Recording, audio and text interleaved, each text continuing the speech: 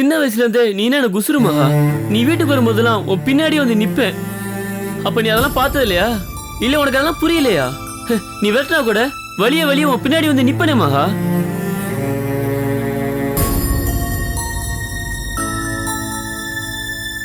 உன்னை தவிர என் மனசுல வேற யாரும் இல்ல மகா. உன்கிட்ட கெஞ்சி கேக்குற மகா, என்ன கைவிட்டுறாத. என்ன வளர்ற? இல்ல நான் உடல்ல மகா, சத்தியமா சொல்றேன். உங்கள்ட்ட ஏற்கனவே ஓப்பனா பேசி இருந்திருக்கணும், பேசாம விட்டேன். நான் பண்ண பெரிய தப்பு அதுதான். ப்ளீஸ் மகா புரிஞ்சுக்கோ. இந்த மாதிரி பேச உனக்கு அசிங்கமா இல்ல? கோபியத்தனுக்கு எனக்கு தான் கல்யாணம்னு நம்ம வீட்ல பல முறை பேசியாச்சு. நானும் வெளிப்படையா கோபியத்தனை தான் கட்டிக்குவேன்னு 1000 தடவை சொல்லியிருக்கேன். எல்லாம் தெரிஞ்சிருந்தோம் நீ இப்படி வந்து கேக்குறனா, உன் புத்தி எவ்வளவு பெரிய கேவலமான சாக்கடை புத்தி. இத்தனை நாள் அந்த நினைப்புல தான் இருந்தியா? அசிங்கமா இல்ல? உன்னை தம்பி தம்பின்னு சொல்லி உருகுவாரே கோபியத்தான். அவருக்கு நீ பண்ற பெரிய துரோகம் இது. இல்ல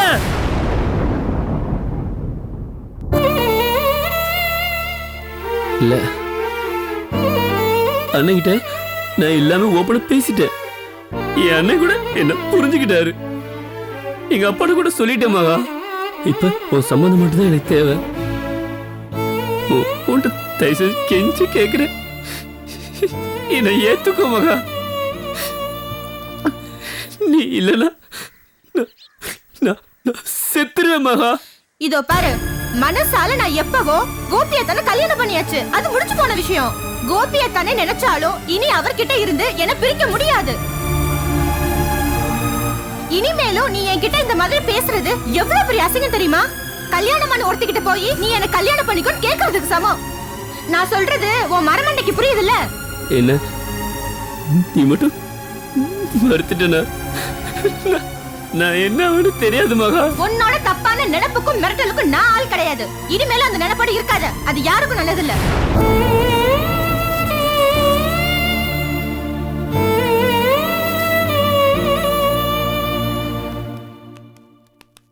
வீடு வந்துருச்சு. கவனமாக கேட்டுங்க. நம்ம சமாதானம் பேச வந்திருக்கோம். தப்பாக ஒரு வார்த்தை பேசிடக்கூடாது. அவங்க கோபமாக இருப்பாங்க. நம்ம காயப்படுத்துகிற மாதிரி 2 வார்த்தை பேசினா கூட பொருட்படுத்தக்கூடாது. ஏன்னா இது நம்ம பொண்ணு வாழ்க்கை சம்மந்தப்பட்ட விஷயம். உங்களுக்காக தான் வெயிட் பண்ணிட்டு இருக்கேன். கோவத்தில் அவங்க 2 வார்த்தை உங்கள் மனசு காயப்படுத்துகிற மாதிரி சொன்னாலும் கொஞ்சம் பொறுத்து போங்க. ஏன்னா உங்கள் பொண்ணு வாழ்க்கை பிரச்சனை இது. வாங்க.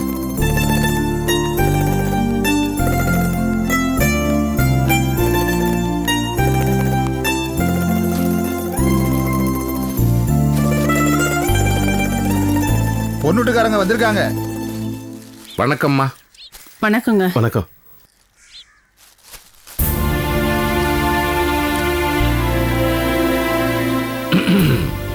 உங்க கோபம் நியாயமானது தாம்மா. நாங்க தரகர்கிட்டயே சொன்னோம். எங்க மாமா எப்பவுமே கொஞ்சம் ரஃபான டைப் தான். அவர் தான் இவ்வளவு பிரச்சனைக்குமே காரணம். நம்ம மாப்பிள்ளை பேரை இதுல சேர்த்தது தப்பு தாங்க. நாங்க எவ்வளவோ கெஞ்சி பார்த்தோம், எங்களை என்ன வேணாலும் பண்ணுங்க, ஆனா மாப்பிள்ளை விட்டுருங்கன்னு. ஆனா அவரு எங்க மேல எல்லாம் இருக்கிற கோவத்தை உங்க தம்பி மேலேயும் காட்டிட்டாரு. எத்தனை பேர் உங்க மேல கோவமா இருக்காங்க? இன்னும் எத்தனை பேர் அந்த கோவத்தை கொண்டு வந்து என் தம்பி மேல காட்ட போறாங்க? நீங்க பேசிட்டீங்க, அதுவே சந்தோஷம். புரியுதுமா. நாம நடுத்தர குடும்பம், மானம் மரியாதையோட கௌரவமா வாழறது தான் நம்ம சொத்தே. இந்த வீட்டு பையனை போலீஸ் கூட்டு போனாங்கிறது உங்களுக்கு மனசு எவ்வளவு வேதனைப்பட்டிருக்குன்னு எங்களுக்கு புரியுது. இது பேப்பரை பார்த்துருப்பாங்க. அக்கம்பக்கத்து வீட்டில் எத்தனை பேருக்குமா தெரியும் இதில் எவ்வளோ உண்மை எவ்வளோ பொய்ன்னு? அவங்க வந்து விசாரிக்க தொடங்கினா வேதனையாக தான் இருக்கும். எனக்கு என்னென்னா இதில் சம்மந்தமே இல்லாத உங்களை காரணமாக்கிட்டவேன்னு அதை நினச்சா தான் எனக்கு வேதனையாக இருக்குது. தவறாக எடுத்துக்காதீங்க. நாங்கள் மனப்பூர்வமாக மன்னிப்பு கேட்குறோம்மா. இங்க பாருங்க, யாரும் இதை சொல்லிட்டாங்கிறதுக்காக கல்யாணத்தை நிறுத்துற அளவுக்கு போக வேணாம். நாங்க மனசார மன்னிப்பு கேட்க தான் வந்திருக்கிறோம். எங்களை மன்னிச்சிருங்க. நடந்த தப்புக்கு நாங்க மன்னிப்பு கேட்டுக்கிறோங்க.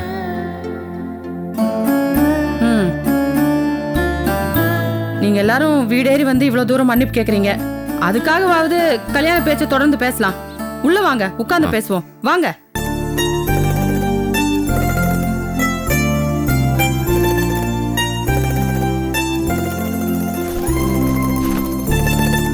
வணக்கம் மாப்பிள்ள. வாங்க வாங்க. வணக்கம். நீங்களும் எங்களை மன்னிச்சிடணும். இருக்கட்டுங்க. வாங்க உட்காருங்க. வாங்க. வணக்கம். மன்னிச்சிருங்க மாப்பிள்ள. மன்னிச்சிருங்க மாப்பிள்ள. பரவாயில்ல, உட்காருங்க. உட்காருங்க. உங்களுக்கு மனசுல கோபம் ஒண்ணும் இல்லையே? அதான் அக்கா பேசிட்டாங்கல்ல. என்ன உங்க அபிப்பிராயம் தெரிஞ்சுக்கலாமேன்ட்டு தான், வேற ஒண்ணும் இல்லை. அப்ப எல்லாம் ராசியா போயிட்டீங்க, பேச வேண்டியதை பேசலாம்ல. பேசுறதுக்கு இன்னும் என்ன இருக்கு? கல்யாண வேலையை தொடங்கிட வேண்டியதுதான். நாள் நெருங்கிட்டு இருக்கு. நாங்க முதல்ல என்ன நினைச்சோம், கல்யாணத்துக்கு முதல் நாள் நிச்சயதார்த்தம் வச்சா போதும்னு. இப்ப என்ன தோணுதுன்னா, அடுத்த வாரம் ஒரு நல்ல முகூர்த்த நாள் இருக்கு, அன்னைக்கே தட்டை மாத்திக்கிட்டு நிச்சயதார்த்தம் பண்ணுவோமே. அதெல்லாம் சரிதான். ஆனா நாங்க தரகர்கிட்ட சில விஷயங்களா சொல்லியிருந்தோம். அத உங்ககிட்ட சொல்லியிருப்பாருன்னு நினைக்கிறேன். அதன்படி நடக்கிறதா இருந்தா மேற்கொண்டு கல்யாணத்தை பத்தி பேசுவோம். தரகர் உங்களுடைய எதிர்பார்ப்புகள்லாம் என்னங்கிறதெல்லாம் சொல்லிட்டாரு. நாங்களும் எங்க சக்திக்கு உங்களுக்கு என்னெல்லாம் செய்ய முடியுங்கிறதெல்லாம் சொல்லிட்டு போலான்னு தான் வந்தோம். என்ன சொல்றீங்க நீங்க? தரகரே, நான் சொன்னதெல்லாம் அவங்க கிட்ட சொல்லியா நீங்க? சொல்லிட்டேன். அவர் சொன்னாரு, ஆனா எங்களால செய்ய முடியலங்கிறதானே சொல்றோம். முடியலையா? என்னடா இவங்க இப்படி பேசுறாங்க? முடியலனா அப்புறம் எதுக்கா இங்க வந்தீங்க? இல்ல அது அவங்க அபிப்பிராயம். நீங்க என்னென்ன கேக்குறீங்களோ அதெல்லாம் செய்ய நான் தயாரா இருக்கேன். மறுபடியும் சொல்றேங்க, 25,000 ரொக்க பணம், 5 பவுன் நகை எக்ஸ்ட்ரா போட்டுருங்க. அப்புறம் என் தம்பிக்கு ஒரு பைக் வாங்கி கொடுத்துருங்க. இதெல்லாம் இருந்தாதான் கல்யாணம், இல்லனா இல்ல. செஞ்சிடலாங்க. அப்புறம் மேற்கொண்டு ஒரு 300 பத்திரிக்கை அடிச்சு கொடுத்துருங்க. நான் தான் ஏற்கனவே வந்து கொடுத்துட்டு வந்தேனே. அது இந்த கல்யாணம் நடக்காதுன்னு தோணுச்சு, அதான் எரிச்சிட்டேன். அது அம்மன் காலடியில, குலதெய்வம் காலடியில வச்சு எடுத்துட்டு வந்த பத்திரிக்கை. இது என்ன பெரிய விஷயம்? மறுபடியும் பத்திரிக்கை அடிச்சு குலதெய்வம் காலில் வச்சு எடுத்துட்டு வந்து கொடுங்க.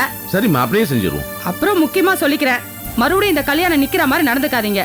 இந்த கல்யாணத்தை எந்தவித பிரச்சனையும் இல்லாம நல்லபடியா நடத்தி கொடுத்துருங்க. அப்படி எதுவும் நடக்காதுமா. நாங்க கிளம்புறோம். சாப்பிட்டு போங்களேன். எதுக்குமா? நான் போற வழியில பாத்துக்கிறோமே. ஏன் எங்க வீட்டுல சாப்பிட மாட்டீங்களா? இல்ல சாப்பிடுவோமே. வாங்க எல்லாரும் சாப்பிட போலாம்.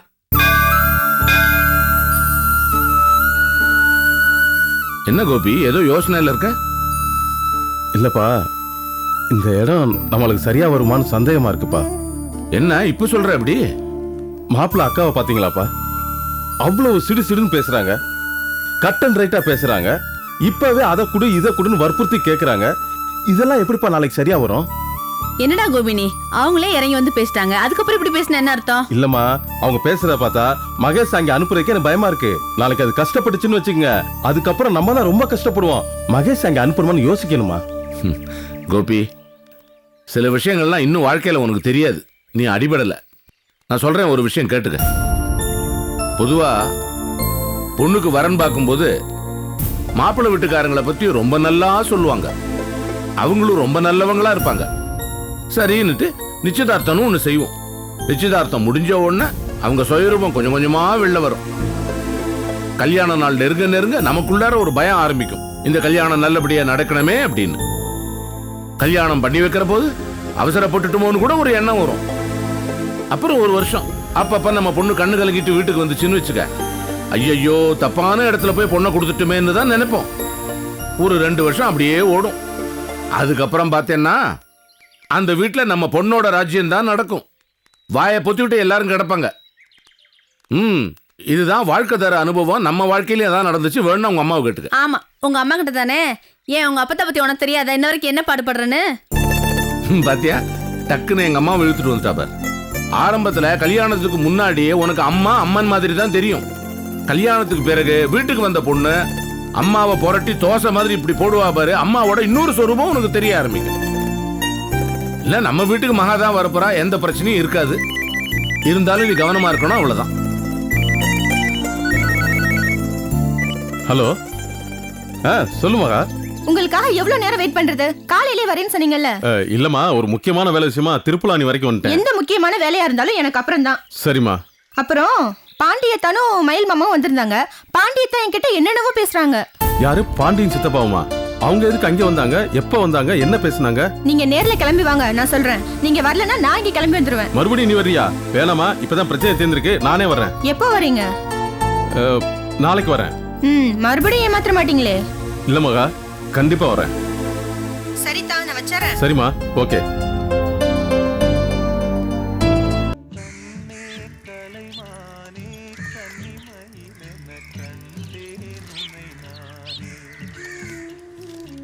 என்ன பாண்டி இங்கே உட்காந்துருக்க? சும்மா தானே.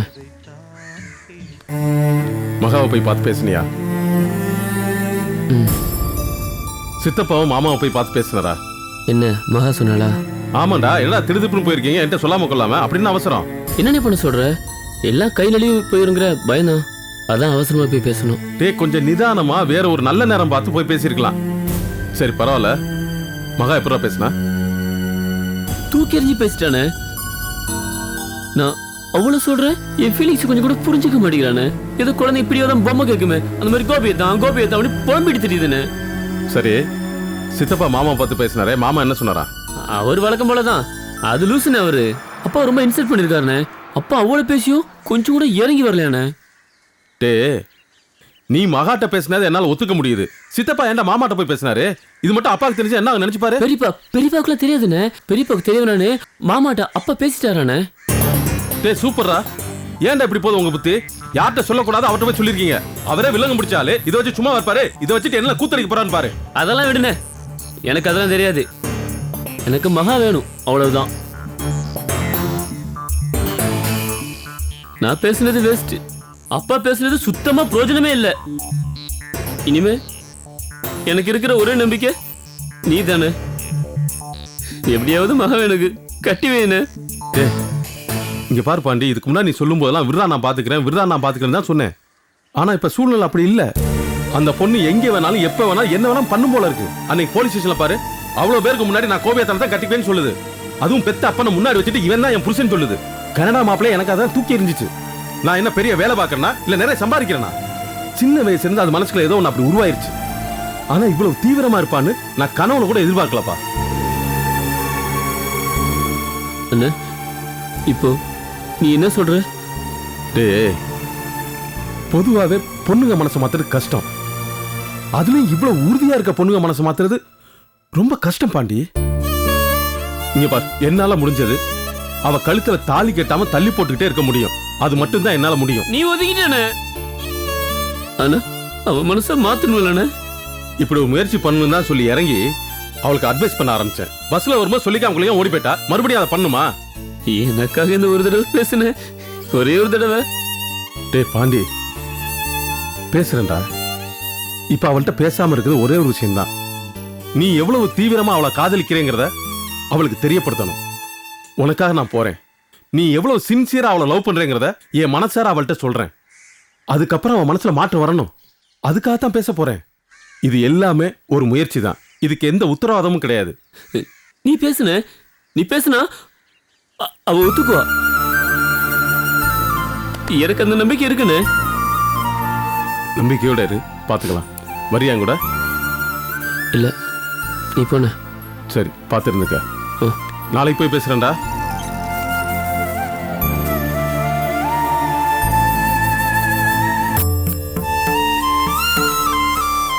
மகா பார்த்து கூட்டிட்டு வா.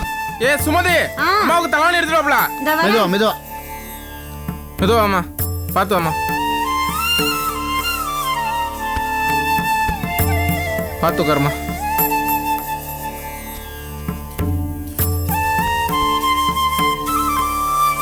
மெதுவா மெதுவா போடுமா.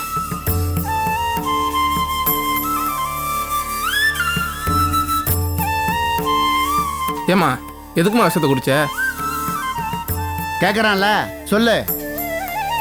அது ஒண்ணும் இல்லடா, உங்க அம்மால கொழுப்பு. ஆமாப்பா, உனக்கு ஏதாச்சும் ஆயிருந்துச்சுன்னா அப்பா தூக்கி உள்ள வச்சிருப்பாங்க தெரியுமா?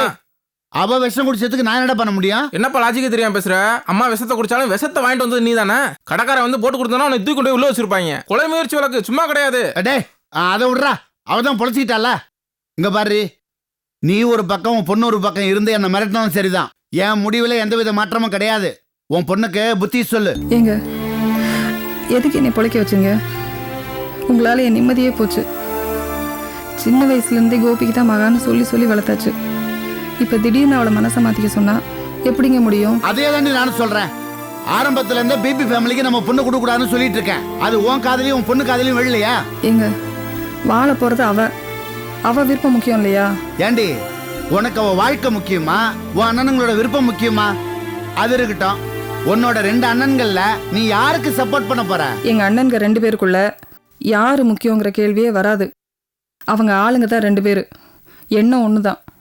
எந்த விஷயத்திலையும் அவங்களுக்குள்ள பிரச்சனை வரவே வராது. என்ன ஒண்ணுதான், ஆனா உன் பொண்ணால பிரச்சனை வந்துருச்சே. இப்ப சொல்லு, நீ யாருக்கு சப்போர்ட் பண்ண போற? சும்மா ஏதாவது உளராதீங்க. நான் உளரலடி. உன் சின்ன ஒத்துருக்கானே, அவன் கூட அவன் பெத்த பரட்டையும் வந்திருந்தான். வந்து என்ன கேட்டானுங்க தெரியுமா? நம்ம மகாவை அந்த பரட்டைக்கு கட்டி கொடுக்கணுமா?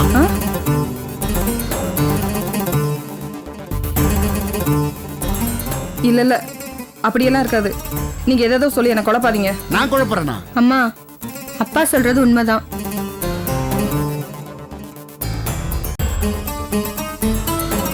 உன் பொண்ணே சொல்லிட்டா, இப்பயாவது நம்புறியா? அது மட்டும் இல்லடி, பாண்டிக்கு பொண்ணு கேட்டத உன் பெரிய எனக்கு சொல்லக்கூடாதான்.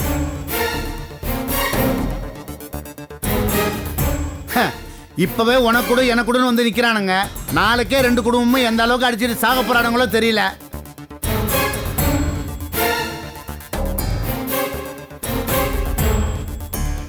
ஏய் சுமதி, அந்த போன் எடு. எதுக்குமா?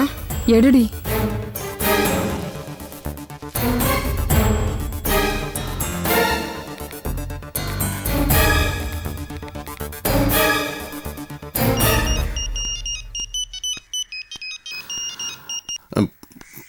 புஷ்பா, என்னம்மா எப்படிம்மா இருக்கு உடம்பு? இப்போ பரவாயில்லையா? இருக்கேண்ணே. நீங்களும் பாண்டி ஆஸ்பத்திரிக்கு வந்தீங்களா? ஆமாம்மா. நீ மயக்கமா இருந்தியா? மாப்பிள்ளையும் மகாவையும் பார்த்து சொல்லிட்டு வந்தேன். என்ன சொல்லிட்டு போனீங்க? அது ஒன்றும் இல்லைம்மா, அப்புறமா வரேன்னு சொல்லிட்டு வந்தேன், அவ்வளோதான், வேற ஒன்றும் இல்லை. அவ்வளவுதானே? இங்க இவரும் மகாவும் எதோ சொல்றாங்க. நீங்க பாண்டிக்கு வந்து மகாவை பொண்ணு கேட்டீங்களா? பாண்டி வேற மகாட்ட ஏதோ பேசினானாமே. பாண்டி மகா, அது ஆமாம். என்னன்னு இப்படி முறையில்லாம பேசிட்டு போயிருக்கீங்க? கோபிக்கு மகாவை தரதா தானே பேச்சு. இப்ப திடீர்னு பாண்டிக்கு வந்து கேட்டா என்ன அர்த்தம்?